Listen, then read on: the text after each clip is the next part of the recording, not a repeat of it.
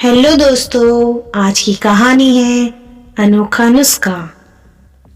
ये कहानी उस समय की है जब मुल्ला नसरुद्दीन हकीम था। एक मोटा आदमी उसके पास वजन कम करने का नुस्खा जानने के लिए आता है, लेकिन अपने मुल्ला जी एक अजीबोगरीब शर्त रख देते हैं। वह शर्त क्या थी? मुल्ला उसका वजन कैसे कम करता है? सब कुछ जानने के लिए मुल्ला नसरुद्दीन का ये मनोरंजक किस्सा सुनिए। मुल्ला नसरुद्दीन एक अच्छा हकीम भी था। गांव के लोग अक्सर अपने मर्ज का इलाज कराने उसके पास आया करते थे।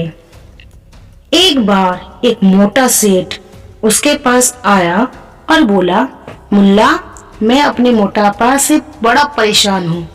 मेरा पूरा शरीर चर्बी से लद गया है। मुझे अपना वजन घटाना है। क्या तुम ऐसा कुछ कर सकते हो कि मेरे शरीर पर कोई चर्बी ही ना रहे और मैं दुबला पतला हो जाऊं?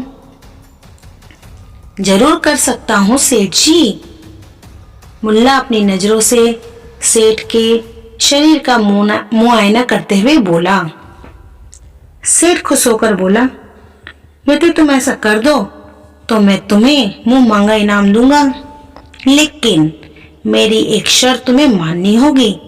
बोलो, तैयार हो? सेठ जी, पहले शर्त तो बताओ। मुल्ला बोला, शर्त यह है कि अपना वजन घटाने के लिए मैं कोई दवाई नहीं खाऊंगा। तुम दवाई के अलावा कोई और नुस्खा आजमा सकते हो, मुझे कोई आपत्ति नहीं है। बस तुम्हें किसी भी तरह मेरा मोटापा कम करना है। ठीक है सेठ जी, मुल्ला बोला।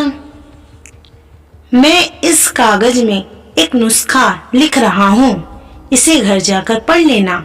मुल्ला ने कागज पर एक नुस्खा लिखा और उसे मोड़कर सेठ को थमा दिया। घर जाकर सेठ ने जब कागज खोला तो उसमें लिखा था, आप 15 दिन में मर जाएंगे। ये पढ़ने के बाद सेठ के होश उड़ गए। उसका दिमाग काम करना बंद कर दिया।